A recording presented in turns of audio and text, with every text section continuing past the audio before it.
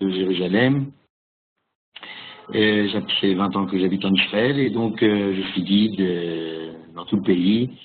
Et on va essayer de survoler sur une série de plusieurs cours de la création du monde en gros, jusqu'à peu près aujourd'hui, quoi, ce qui fait environ 5775 ans. Bien entendu, on va le faire sur plusieurs séances. Et en tout cas, en ce qui concerne aujourd'hui, on va essayer de survoler la période de la création du monde jusqu'à environ Moshe, qui équivaut à peu près à la création du peuple juif et l'entrée en Israël. Alors, je vous ai mis dans la présentation donc ce qu'on appelle le Tanakh. Le Tanakh est le seul livre, ou ce qu'on appelle plus exactement la Torah écrite, qui nous révèle notre histoire avec un grand H, qui nous raconte l'histoire, mais aussi qui nous explique quel sera le déroulement de l'histoire. Bien que le Tanakh a été figé et s'arrête plus ou moins à l'époque du début du deuxième temple, nous avons dans la loi orale un enseignement qui nous dit que ce Tanakh, en réalité, est un moyen de s'inspirer de ce qu'il y aura dans le futur. Et tout ce qu'il y a eu un jour reviendra à nouveau à une autre période, et qu'il n'y a rien de nouveau sous le soleil. En chadash tachat hashemesh. Alors pour commencer, donc ce livre commence par la création du monde, et je vous invite donc à essayer de revivre cet événement que nous n'avons pas vécu, puisqu'il n'y avait aucun être humain sur Terre. Alors on va essayer de faire passer les diapositives. Alors,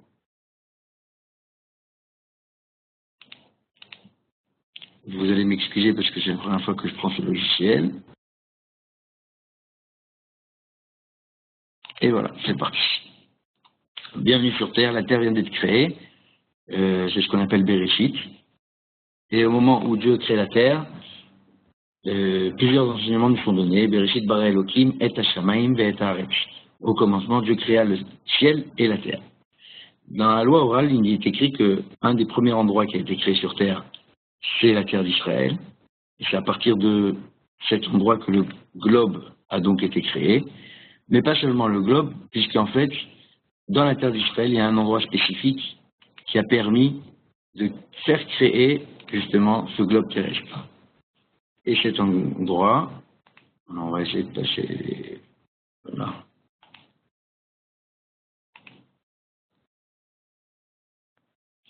Petit problème technique.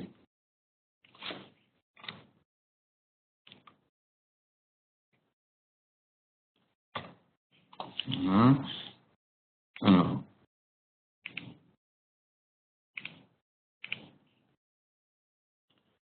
Alors, lorsqu'on zoome un petit peu sur la terre d'Israël, Johan, est-ce que tu peux prendre la main sur les affichages là, parce que sinon ça va pas le faire. Ça marche, je prends. Ok. Je prends la main sur l'affiche. Alors je te dirai, vas-y passe. Hein. Ça marche. Ok, donc dans la terre d'Israël, il y a, bien après la création, il va y avoir 4 villes saintes. Et ces 4 villes saintes qui ont été créées, en fait, le sont en fonction des minéraux et des végétaux et de ce que Dieu a créé lorsqu'il a fait le monde. En fait, on le sait très bien, il y a 4 éléments vitaux qui ont permis au monde d'être créé. Ce sont l'eau, l'air, le feu et la terre. Et ces 4 éléments se retrouvent justement dans la terre d'Israël, dans 4 villes saintes. La première s'appelle Jérusalem, Yerushalayim. Elle est liée au feu. Un jour viendra dans cette ville, il y aura donc le feu des sacrifices. Il y a également la terre, qui est la terre de Hebron. La ville de Hebron sera un jour l'endroit où seront enterrés les patriarches et les matriarches du peuple juif. Et donc c'est ce qui équivaut à la terre. Et on a ensuite Tibériade, qui symbolise l'eau, avec le lac qui permet de nourrir tout le pays. Et pour terminer, on a la ville de Tzfat, Safed, qui équivaut en fait à l'air, En fait, ces 4 éléments, l'air, l'eau, le feu et la terre, nous sont retrouvés dans la terre d'Israël, puisque en fait, on a, comme on avait dit, un microcosme de la création du monde. Et plus tard, donc, on verra comment ces 4 éléments se retrouvent donc sur cette terre. Nous, ce qu'on va essayer d'expliquer, c'est que, en fait, le point de départ, le point d'origine de la création du monde dans la prochaine diapositive, vas-y, Johan, c'est justement dans Yerushalayim, il y a un endroit qui s'appelle donc le fameux rocher. Ce rocher, c'est, d'après la tradition juive, je peux passer deux images. Okay. Ce rocher est en fait l'endroit qui se trouve aujourd'hui techniquement, c'est ce qu'on appelle le dôme en or, le dôme du rocher. Vous voyez donc sur cette photo, nous avons le dôme du rocher.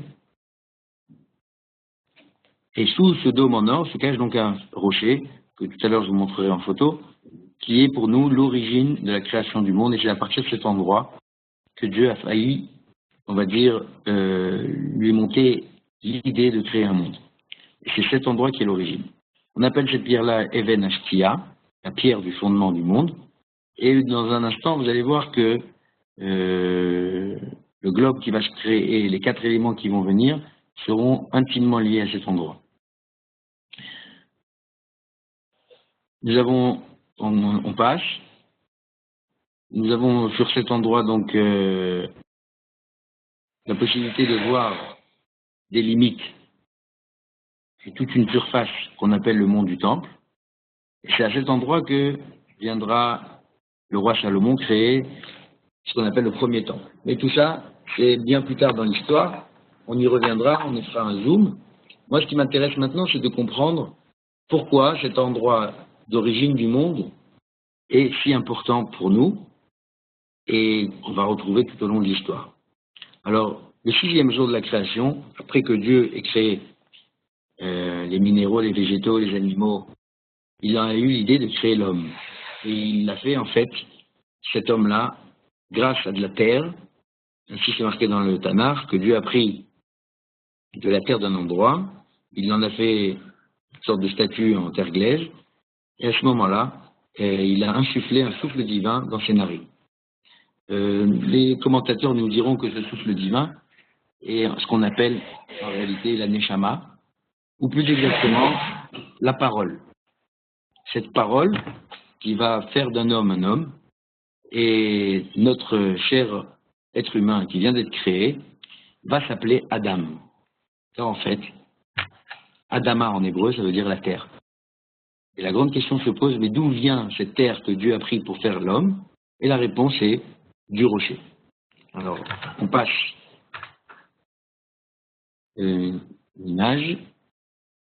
Et lorsque Dieu crée Adam, il lui dira, étant donné que tu es fait de terre, en origine, à la fin des temps, tu reviendras à la terre et tu retourneras à ton origine. Et depuis, en fait, la création... Dan, tu m'entends? Ouais. Alors, 2 choses. Bon, déjà, on a une question. Tu vas parler de la terre, de Hebron, et on a une question par rapport à l'air. Tu as dit que Tzfat était en rapport avec l'air, et dans le chat, on nous demande pourquoi l'air est relié à Tzfat. Et deuxièmement, est-ce que tu peux, avec la caméra, régler un petit peu pour qu'on te voit comme il faut? Alors, voilà, ça c'est pour la caméra. Ouais. Tzfat, pourquoi Tzfat est lié à l'air? Tout simplement parce que, en fait, d'un point de vue géographique, Tzfat se trouve à une altitude qui est environ de 900 mètres. Et donc, l'air y est très sain, très pur, et on se trouve donc en hauteur. Quelle était la deuxième question? C'est juste la caméra, c'est bon. Okay. Essaye de bien mettre ta caméra. Si tu peux encore un peu reculer ou je vais pas mettre la caméra un peu différemment. Là, c'est voilà, bien. super. Ouais. Ok, alors tu peux passer quelques images. Et on va maintenant essayer de comprendre. Voilà, tu peux t'arrêter là. On va essayer de comprendre un petit peu quel est le but de la création du monde. C'est important, on va dire, dans l'histoire juive, de comprendre exactement l'origine et l'objectif, si on peut essayer de comprendre l'objectif de Dieu, en tout cas, de la création du monde, de la création de l'homme, qui s'est fait donc du même endroit, de ce fameux rocher. Et le but est le suivant, c'est que lorsque l'homme va naître, Dieu va lui donner une sorte de mission, et il va lui dire, voilà, tout ça, tout ce que je viens de créer, c'est pour toi. Tu peux en profiter, tu peux manger tout ce que tu veux, mais tu vois, dans le monde, il y a deux choses à faire, et plus exactement une chose à faire et une chose à ne pas faire. Il lui a donc donné deux commandements. Une mitzvah assez, quelque chose qu'il doit faire, et une mitzvah lota assez, quelque chose qu'il ne doit pas faire. En ce qui concerne la mitzvah à faire, il devait donc peupler le monde, peupler la terre, et Dieu lui a donc donné Chava, sa femme, et il lui a dit, maintenant vous êtes abstrait de créer et de faire une population, et là vous êtes l'origine du monde de l'homme. Et la deuxième chose qu'il lui a ordonné, c'est de comprendre qu'il y a des choses qu'il ne faut pas faire aussi, plus exactement une seule chose, c'est donc de ne pas manger le fruit défendu. Et l'homme va malheureusement flancher, va s'occuper de faire ce qu'il ne devait pas faire, et il va manger le fruit défendu.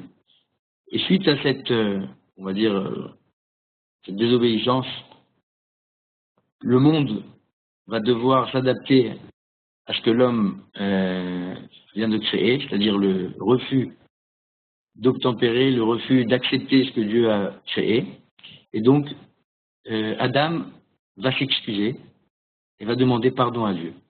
Alors, bien entendu, c'est pas marqué dans les lignes du Tanakh, mais c'est des enseignements oraux.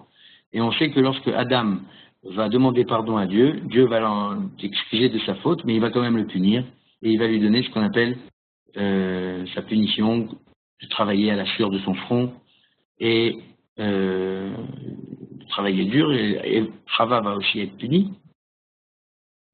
Et à ce moment-là, on a donc dans le monde la possibilité de réparer nos actes. Et ce que l'enseignement oral qui a été donné nous dit que Adam, lorsqu'il a voulu demander pardon à Dieu, il a fait un sacrifice sur ce rocher, sur cet endroit où il a été créé. Adam va perdre de sa capacité, on va dire, son potentiel. Et donc, bien que Dieu lui ait donné une deuxième chance, en fait, les humains et les enfants que Adam va mettre au monde ne vont pas réussir à appliquer le programme que Dieu avait décidé. Et c'est pour ça que Dieu va choisir, au fur et à mesure des années, peut-être un Adam, un homme, qui sera capable de réussir tous ces commandements. Pendant 1000 ans, il ne va pas réussir à en trouver un, et jusqu'au moment où il décide de détruire le monde et d'amener le déluge sur la terre. Et en fait, le premier qu'il va trouver, il s'appelle Noach. Ce Noach va donc être destiné à sauver l'humanité, à représenter l'homme, et il va être sauvegardé en se réfugiant dans une arche pour sauver l'espèce humaine. Lorsqu'il en sortira, après avoir sauvé une espèce de chaque animal, Adam, qui s'appelle maintenant Noach, donc, va devoir à nouveau s'engager à respecter les objectifs de Dieu. Mais malheureusement, ça ne va pas du tout aboutir, et c'est comme ça que Dieu va chercher dans le monde un autre Adam, qui s'appellera cette fois Abraham. Alors, on va avancer les images, et on va essayer de comprendre un petit peu comment on est passé d'un homme. Johan, tu peux passer peut-être à la 6e, 7e.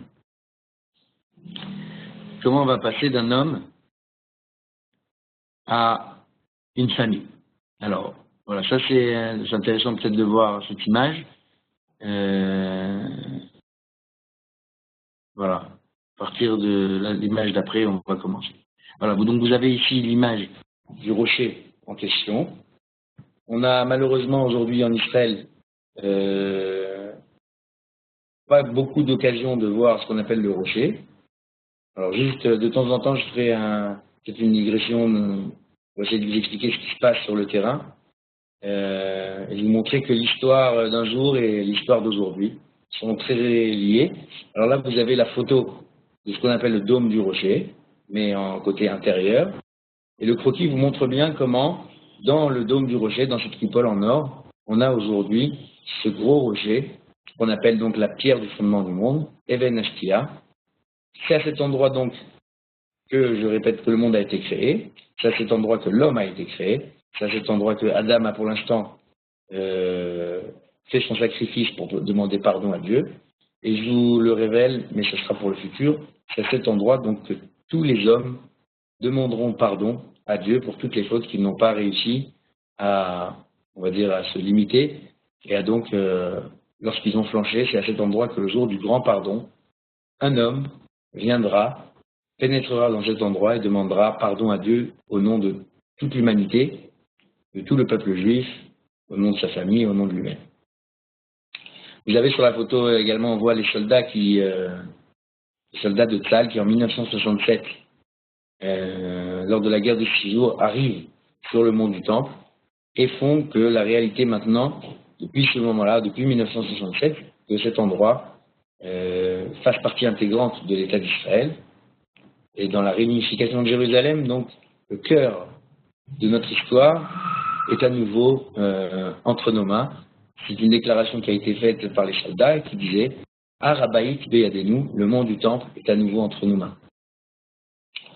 Sans rentrer trop dans la politique, mais on verra que cet endroit apparemment n'est pas seulement entre nos mains, mais qu'il y a d'autres autorités en tout cas qui essayent de mettre leurs mains dessus, et c'est le cas donc de ce qu'on appelle la Waqf, une organisation religieuse islamique qui aujourd'hui gère cet endroit. Aujourd'hui, techniquement, on ne peut pas rentrer dans cet endroit qu'on appelle le rocher, pour la simple et bonne raison que depuis l'an 2000, Israël a mis une loi qui interdit l'accès à cet endroit. Et d'un point de vue religieux également, le peuple juif, en tout cas dans sa grande majorité aujourd'hui, s'interdit l'accès à ce lieu, puisque, comme je vous le disais, il n'y avait qu'un homme qui pouvait y rentrer, qu'un seul jour dans l'année, le jour du grand pardon.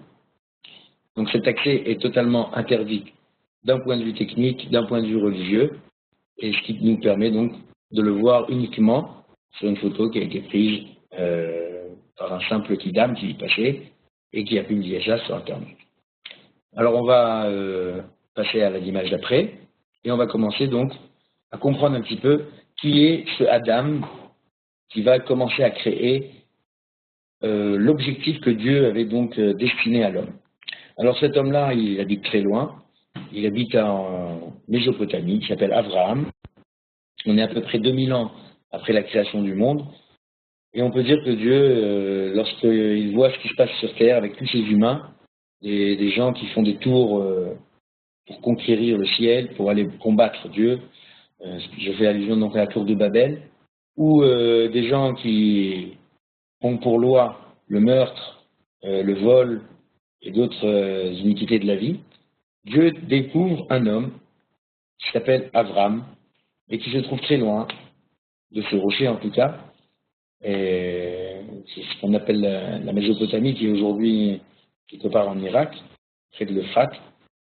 Et donc il décide d'aller voir cet homme et de lui dire, voilà, moi je cherche un Adam, je cherche un homme qui est prêt à remplir mes objectifs et d'amener le monde dans un certain, on va dire, dans un certain prisme. Et Abraham, qui vient de découvrir Dieu, accepte tout à fait sa mission. Et il lui dit, Dieu, tout ce que tu me demandes, moi je le réaliserai, quoi que ce soit, avec qui que ce soit, et à tout moment, je suis prêt à te suivre. Et Dieu va donc éprouver Abraham et va vérifier sa fidélité en lui faisant toutes sortes d'épreuves. Ces épreuves-là vont être au nombre de 10. C'est des enseignements, en tout cas, que l'on a des Pirkei Avot, que l'on lit en ce moment, puisqu'on prépare bientôt la fête de Shavuot. Et dans ces Pirkei Avot, il nous est dit que donc Abraham a eu 10 épreuves et qu'il les a toutes surmontées. Et ce qui est d'autant plus étonnant, c'est que ces épreuves sont, on va dire, dans un ordre chronologique et historique, et qu'elles vont arriver à un moment donné à la 10e, qui est la plus ultime, qui, figurez-vous, va avoir lieu justement sur ce rocher. Alors on va essayer d'y venir, c'est l'image d'après. Abraham était un homme qui essayait de faire passer, vous avez vu dans la tente plusieurs idées, à savoir que Dieu est partout et que il décide d'ouvrir sa tente des quatre coins du monde, quatre coins nord, sud, est, ouest, afin d'accueillir les gens, de leur offrir l'hospitalité. Et par le biais de cette, on va dire, cette bienfaisance et de cette bonté, essayer de rapprocher les gens de cet objectif qui s'était fixé de découvrir Dieu et de le faire découvrir aux autres. Vous avez aujourd'hui en Israël l'endroit où Abraham est enterré, ce qu'on appelle le caveau des patriarches, qui se trouve dans la ville de Hebron, à Hébron. Et voilà, sur la photo ici, vous voyez un bâtiment qui en fait a été créé il y a environ 2000 ans et qui en fait a été posé sur le caveau des patriarches qui se trouverait donc en dessous de ce bâtiment. Bien que on puisse voir sur la photo qu'il y a 2 minarets sur ce bâtiment, qui nous montre une mosquée, cet endroit est aujourd'hui donc également une synagogue, un caveau juif, mais également une mosquée. Donc c'est un peu les réalités de la vie israélienne aujourd'hui, où on peut voir que pendant de nombreuses années où le peuple juif n'était pas sur sa terre, beaucoup d'endroits religieux, symboliques, historiques ont été adaptés et transformés en une religion autre, tierce, qui justement essaye de continuer l'histoire là où elle s'est arrêtée. Alors on va continuer les diapositives. Il faut que tu vas en arrière. Encore une après. Et on va essayer de comprendre un petit peu qui est ce patriarche qu'on appelle Abraham, l'autre d'après. Encore. Voilà. Alors, dans tous ces dialogues que Dieu a accordés à Abraham, le moment est venu de lire quelques lignes en fait. Lorsque Dieu parle à Abraham, il lui promet énormément de choses et malheureusement ces promesses tardent à venir. Alors une des promesses qu'il fait, c'est dans le livre de Bereshit, au Perek Kafbet. Alors vous pouvez nous suivre soit sur l'écran, soit dans vos livres, donc ouvrir la Bible si vous l'avez autour de vous. De temps en temps on fera des sauts dans la Bible pour essayer de comprendre et de voir les choses dans leur authenticité. Alors un jour, Dieu a béni Abraham et il lui a dit Ki barech avarechecha ve'arba arbe et zaracha kechorve hashamaim ve'chachol asher al sefat hayam. Alors je traduis car je te bénirai et je multiplierai ta descendance comme les étoiles du ciel et comme le sable qui se trouve sur les plages de la mer. Ve'irash zaracha et char vav, mais c'est pas important maintenant. Alors on voit que en fait Abraham a reçu une promesse qu'un jour sa descendance sera aussi nombreuse que les étoiles et que le sable. Alors c'est assez étonnant que Dieu ait choisi de nous comparer, nous, futurs enfants d'Abraham, à des étoiles ou à du sable, deux choses qui sont apparemment très nombreuses. Les étoiles aujourd'hui, dans tous les centres d'astrologie et d'astronomie, on est incapable de savoir combien d'étoiles, et sans parler des grains de sable qui jonchent toutes les plages des mers. Et pourtant, à ce moment-là, lorsque Dieu parle à Abraham, il n'a pas beaucoup d'enfants. Il n'en a que un, en fait. Et tout au long de sa vie, Abraham va recevoir cette promesse, et Dieu lui dira, t'inquiète pas, un jour tu auras des enfants. Et un jour, le rêve se concrétise. Abraham commence à avoir un fils qui s'appelle Yitzhak, Isaac en français. Et imaginez un petit peu la joie de cet homme qui a suivi Dieu toute sa vie et qui, à l'âge de 99 ans, se voit donc dans sa avant-dernière épreuve de faire la circoncision. Et ensuite, après cette circoncision, il arrive à avoir son fils. Et lorsque son fils naît, Yitzhak, cet homme est rempli de joie, il fait une fête, il invite énormément de monde, tous les gens qui le fréquentaient dans sa tente. Et Abraham fait cette fête, il est content, il tient dans ses mains le futur, la future famille, sa descendance Alors on est loin du compte avec les grains de sable, mais il a quand même un enfant. Et un jour viendra où Dieu va éprouver Abraham et va lui dire, eh ben maintenant Abraham, le moment est venu de montrer ta fidélité. Mais bien entendu, il ne le prévient pas et il lui dit, c'est la ligne qui est au-dessus, Vayashkem Abraham Baboker. Abraham se lève le matin parce que Dieu lui a parlé la veille et il lui a dit, eh ben tu vas prendre ton fils Yitzhak et tu vas aller le sacrifier sur le mont Moria. Cette fameuse pierre, cet endroit, ce rocher, là où un jour Adam a fait son sacrifice et où il a montré que sa fidélité envers Dieu, quand bien même il avait déjà fauté, il a quand même demandé pardon, eh bien à toi d'Abraham de montrer ta fidélité maintenant, et de prendre ton fils et de l'amener sur cet endroit et de le sacrifier. Et Abraham, dès le matin, alors qu'il a passé sa nuit certainement à se poser la question, qu'est-ce que c'est que toutes ces épreuves que Dieu me demande de faire? J'imagine mal Abraham devoir dormir tranquillement sur ses deux oreilles, sur son coussin, et au petit matin, Abraham se lève, Vayacharosh et Tramoro, il attelle son âne, Vaikach et Shnena Aravito, il prend deux jeunes avec lui, et il prend son fils Yitzhak, Ve'et Yitzhak Beno. Et ils se rendent au mont Moria. Alors sur le dessin que vous voyez, vous pouvez voir ce qu'on appelle l'épisode tellement connu, on appelle ça la ligature d'Yitzhak, Akedat Yitzhak. J'ouvre une parenthèse pour dire que on le traduit très mal en disant le sacrifice d'Isaac. Isaac, à la fin du compte, n'a pas été sacrifié. Il a été élevé en sacrifice, il a été posé sur des pierres, sur du bois, et Abraham lève la main, prêt à offrir son fils à Dieu, comme acte de fidélité, comme acte de déclaration au monde, pour lui dire, Dieu m'a demandé de faire quelque chose, je le fais.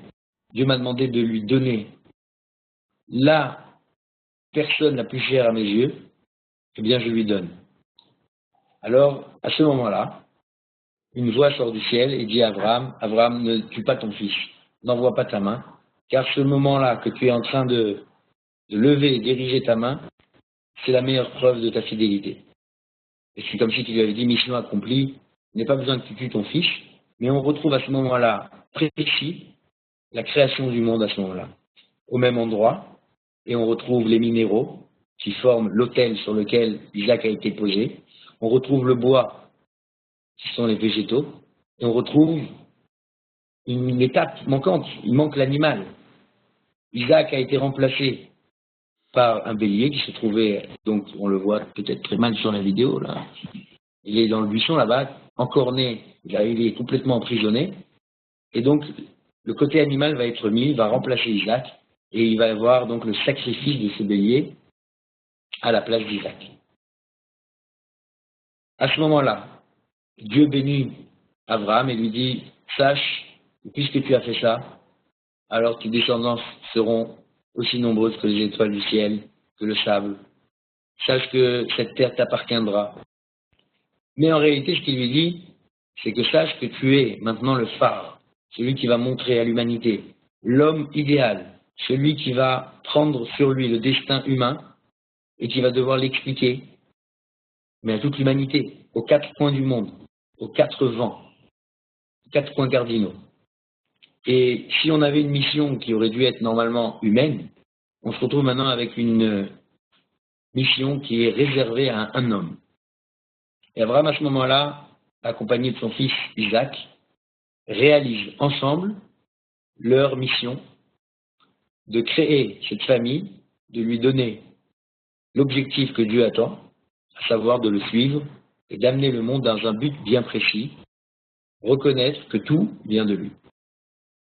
Alors, Isaac, qui va être très bien éduqué, et qui à ce moment-là, rassurez-vous, n'est pas un nourrisson, ni un bébé, mais il a 37 ans, est bien conscient de ce qu'il a fait, et lui aussi, d'ailleurs, a été à bonne école, comme on dit, et il accepte totalement la mission que Abraham a acceptée lui aussi, et cette nouvelle famille, ce père et ce fils, décident de continuer, et vont donner naissance à un troisième personnage qu'on appelle Jacob.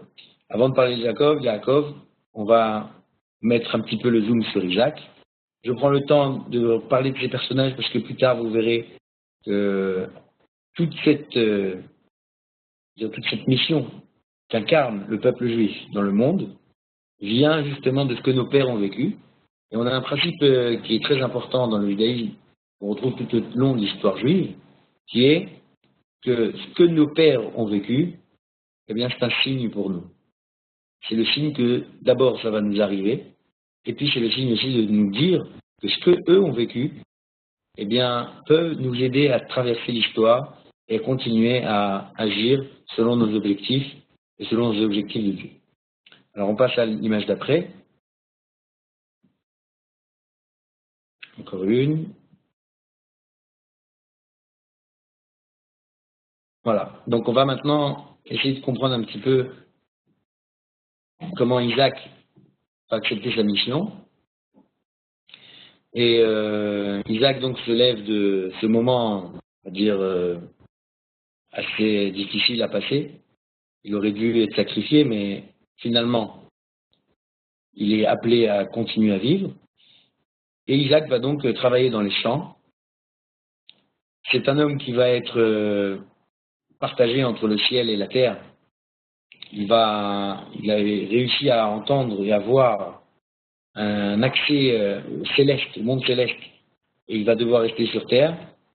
Et donc, à ce moment-là, Isaac va donc devoir, la première des choses, penser à se marier. Et lorsqu'on va lui chercher une femme, c'est le serviteur d'Abraham qui va lui chercher une femme, il lui ramène Rivka. Et à ce moment-là, Rivka revient de Mésopotamie, de l'endroit même où Abraham avait vécu, et elle arrive, cette femme, Rivka, prête à se marier avec Yitzhak, et le passouk nous dit la chose suivante. Vayetse Yitzhak la soir basadé, à ce moment-là, Isaac sort pour discuter dans le champ. Alors discuter avec qui? Bien entendu, il faut voir tous les commentaires qui parlent de ce mot-là. Et discuter, cette discussion qui se passe dans les champs, c'est en fait la discussion que l'on peut faire avec le Créateur, que l'on retrouve dans ce champ-là, qui nous a placés dans un champ, dans un monde, et avec lequel on doit discuter de nos objectifs. Et ce moment-là était un moment qui correspond très bien à Yitzhak, puisqu'en fait c'est l'Ifnot Arev, au moment où on est un peu avant le soir. C'est le moment du crépuscule, le coucher du soleil, où on ne sait pas trop si c'est la nuit, le jour, comme Yitzhak qui est en fait entre le ciel et la terre. On a donc ce moment. Et à ce moment-là, Vaïsaïnav, Vayar, Vine, Gemalim, Baïm.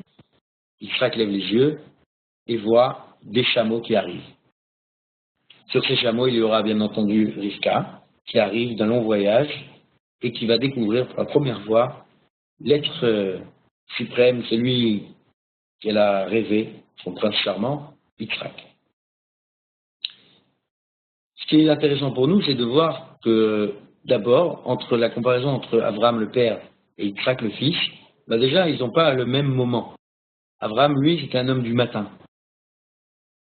Et Yitzhak, lui, c'est un homme qui est proche du coucher du soleil.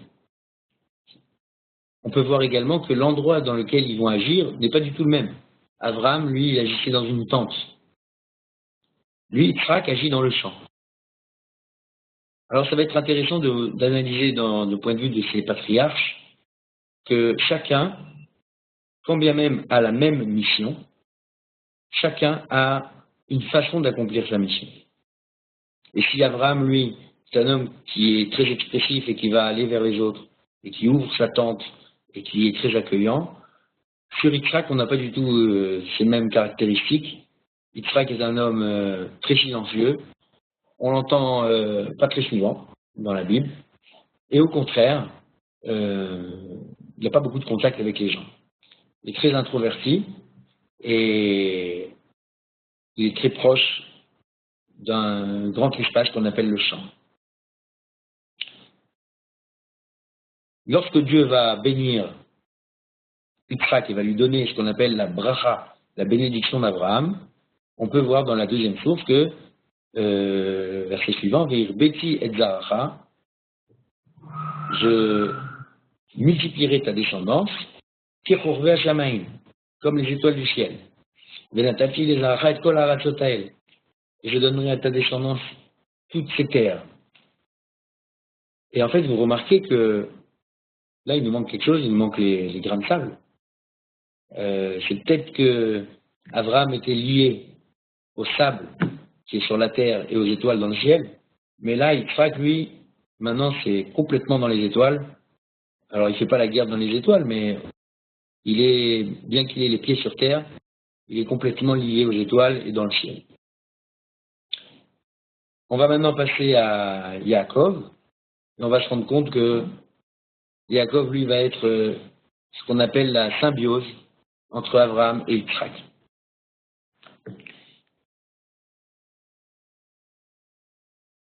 Yaakov va donc être le fruit et le résultat du mariage de Yitzhak et de Rivka. Et à ce moment-là, 2 enfants naissent, 2 jumeaux, un qui s'appelle Esav, un qui s'appelle Yaakov. Et ces 2 frères vont être totalement différents d'un point de vue morphologique, d'un point de vue physique, d'un point de vue même idéologique. Et à tel point qu'il y en a un qui va vouloir tuer l'autre. Esav va donc se livrer à une course, à une poursuite de son frère Yaakov, pour des raisons que vous pouvez lire dans la Bible. Mais en tout cas, Yaakov est obligé de fuir, et son père et sa mère lui demandent de s'enfuir, d'aller se réfugier, et d'aller même trouver une femme au même endroit d'où venait Rivka, sa maman. Et donc il retourne en Mésopotamie. Et au moment où il franchit la frontière, où il se dirige vers ce pays qu'on appelle maintenant Haran, Yaakov se trouve maintenant dans un moment, on va dire fatidique, puisque c'est la nuit. Et le verset nous dit, Vaïzga Bamakom, il est arrivé à ce moment-là, à cet endroit-là, Bamakom, et là le verset nous dit que il est bien défini cet endroit, Bamakom, c'est à l'endroit, si qu'on nous mettait ici, il faudrait voir peut-être un coordonné de GPS là. Il est arrivé à l'endroit, Vayalen Sham, et il a dormi là-bas, Kiba Shemesh, car le soleil s'était couché, et donc il faisait nuit. Alors regardez comment le 3e patriarche va agir maintenant pendant la nuit.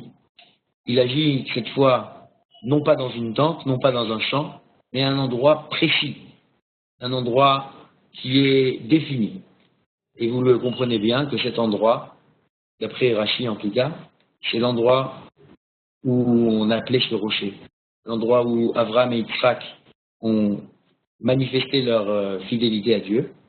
Et ce que va faire Yaakov à cet endroit, c'est quelque chose de gigantesque. Vaikach me'avne hamakom, il prend des pierres de cet endroit, Vayasem mera'ashotav, et il les met sous sa tête.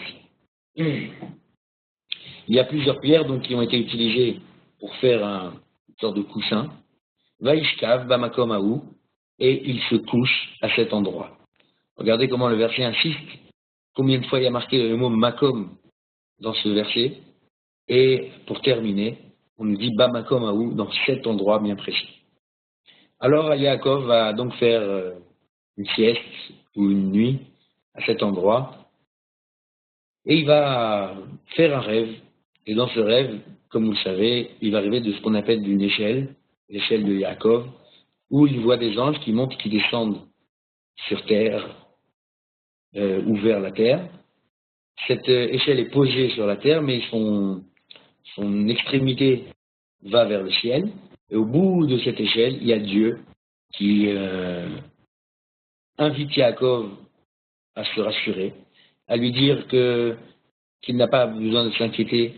Il se présente aussi, Dieu. Il dit qu'il est le père d'Abraham, le père de Yitzhak, et qu'il va le protéger dans sa nouvelle aventure, dans sa fuite, dans son mariage, qu'il va lui donner de quoi manger, et qu'il n'a pas du tout besoin de s'inquiéter, car toutes les promesses qu'il a faites à ses pères, eh bien lui aussi pourra en bénéficier.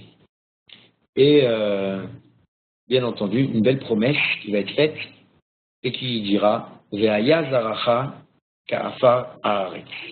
Ta descendance sera comme la terre qui est sur la terre. Alors afar, on a l'habitude de traduire comme la poussière, mais c'est péjoratif un petit peu la poussière. Afar, c'est vraiment de la terre meuble qui se trouve donc sur le globe. Et alors à ce moment-là, Ufaratsta Yamava Kedma avec sa fauna Venegba, ta descendance ira dans tous les endroits, à l'est, au nord, au sud, à l'ouest, Venivrechu Becha Kol Mishpechot Adama, et vraiment voilà l'objectif. Toutes les familles de la terre seront bénies par toi, Uvzaracha, et par ta descendance. Alors là, c'est écrit vraiment, comme on dit, surligné, l'objectif de ce dernier patriarche, Yaakov, c'est de faire en fait la connaissance et le lien entre le monde, les familles du monde, les familles de la terre et la descendance sur l'objectif d'origine, c'est-à-dire la connaissance de Dieu. Et ça, bien entendu, si j'ai insisté pour vous dire que ça s'est passé sur l'endroit, c'est parce qu'en fait, Dieu a fait revenir, a fait cette histoire de ramener Yaakov à l'endroit du rocher, là où ses pères ont montré la plus grande fidélité, et de lui dire, voilà ta mission Yaakov. Des quatre coins du monde, cet endroit où tu as posé ta tête, cet endroit où tu as pu percevoir qu'est-ce qui se passe dans le ciel, quel est le mode de fonctionnement de cette terre, de cet Adam, de ce monde, de cet homme qui doit avoir ses pieds sur terre et sa tête dans le ciel. Cette échelle-là, c'est toi, Yaakov. Je veux que ce rêve devienne réalité. Et Yaakov se réveille et il part pour faire réaliser sa mission. Et on va passer maintenant de la cellule familiale à la cellule communautaire. Yaakov va terminer. Alors voilà, on a un petit tableau. C'est important on va dire, de synthétiser tout ce qu'on vient de dire. Voilà, donc j'espère que vous lisez l'hébreu. En tout cas, grâce aux flèches, on va essayer de vous aider. Donc on a Abraham, Yitzhak et Yaakov qui sont en tête du tableau, dans les colonnes. Et dans les lignes, nous avons chacun avec un moment différent de la journée, un lieu différent et une bénédiction quelquefois différente, quelquefois transformée. Alors si on rentre un petit peu, Abraham donc en temps a reçu le matin, Boker en hébreu, Yitzhak a reçu l'après-midi, alors l'après-midi, et Yaakov a reçu la nuit. Et donc ce qui nous font les trois moments de la journée. Plus tard dans le Talmud, on nous dira que puisque ces trois patriarches ont compris leur mission à un moment différent de la journée, et qu'ils étaient tous en train de faire quelque chose de bien spécial, en fait, ce qu'ils étaient en train de faire, c'était qu'ils étaient en train d'instituer une prière. Et dans le Talmud, on nous racontera que les trois moments de la prière juive, à savoir la prière du matin, la prière d'après-midi et la prière du soir, en hébreu Shacharit, Mincha et Avrit, sont en fait d'initiative de ces trois patriarches. On passe ensuite à la localisation. Abraham a agi dans la tente, Yitzhak a agi dans le champ, et la synthèse, en fait, c'est Yaakov, c'est l'endroit. Un endroit qui est fait d'un endroit extérieur et d'un endroit intérieur, qui, en fait, synthétise, comme on a dit, l'idée. Et pour la bénédiction, eh bien, nous avons Abraham qui a les étoiles et le sable, Yitzhak qui a les étoiles, et nous avons Yaakov qui a la terre qui compose donc ce qu'on appelle la terre meuble. Voilà, on va passer à l'image d'après et on va essayer de comprendre un petit peu qu'est-ce qui va sortir de tout ça. Bon, on va Dan, je t'arrête au niveau du temps. J'aimerais qu'on ait le temps d'essayer aux participants de poser des questions. Et vu déjà l'heure, je pense qu'on fera ça à la suite, le passage de la famille au peuple. Et je laisse maintenant la parole aux auditeurs. C'est à vous de poser vos questions. Merci beaucoup, Dan. Est-ce qu'il y a des questions sur ce magnifique développement, sur les Avot, sur Bereshit, sur tout ça? C'est à vous de poser vos questions.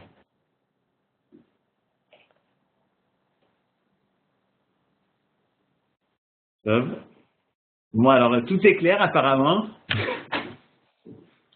Vous me direz que tout est clair. Laurent, Moshe, Olivier, est-ce que vous avez des questions? Bon. Ben alors, je crois qu'on va se dire au revoir maintenant. Merci beaucoup, Dan, pour cette magnifique introduction. Toujours cet endroit auquel on parle, ce dôme du rocher, qui vient depuis la création jusqu'à Abraham, Yitzhak et Yaakov jusqu'à nos jours. Et on se retrouvera donc, si Dieu veut, la semaine prochaine, à la même heure, toujours avec Dan. Et pour moi j'aurai le plaisir de vous retrouver plus tôt déjà. Dès demain, moi j'aurai le plaisir de vous retrouver, puisque comme vous le savez, tous les soirs il y a un cours. Et demain soir, on aura le plaisir de voir une conférence, une vidéoconférence interactive avec le professeur Noir Dana Picard sur la science et le judaïsme. Voilà, encore un grand merci Dan, merci à vous tous. Merci. Et donc, on se revoit la semaine prochaine. Attendez, merci beaucoup. Boris dit merci beaucoup. Ah, il y a une question. Il y a une question que je n'avais pas vue sur le chat. Oulai קצת יותר הסברים על ההבדלים באופי בין האבות, דרך של עבודת השם, האם יש הבדל בין האבות? Dan, est-ce que tu as entendu la question? Je reviens.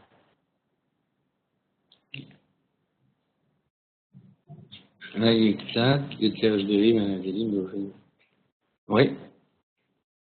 Alors, tu me remets la main là? Oui, je repasse. Je guide toujours. Alors, reviens dans l'image d'avant, là où il y avait le tableau de synthèse. Ok. Voilà. Alors, effectivement, donc, comme on a dit, d'un point de vue de caractère, déjà, Abraham, Yitzhak et Yaakov n'avaient pas du tout les mêmes, on va dire, les mêmes qualités. Et donc, on essaye de dévoiler à travers eux une façon, une qualité spéciale dans laquelle on peut servir Dieu. Alors, Abraham a reçu ce qu'on appelle le chesed. Dans toute sa vie, il a toujours été vers l'autre, il a ouvert sa tente, comme on l'a dit, et la bonté, qui est synonyme de amour, de don, de gratitude, de s'approcher de l'autre, d'aller faire un effort, et qui va être résumé plus tard par une mitzvah qu'on appelle Ve'afta l'ereacha kamocha. Ça, c'est la caractéristique de Abraham, qui est, on va dire, une relation entre les hommes, entre son prochain. Contrairement à Yitzhak, qui lui est une relation verticale entre lui et Dieu.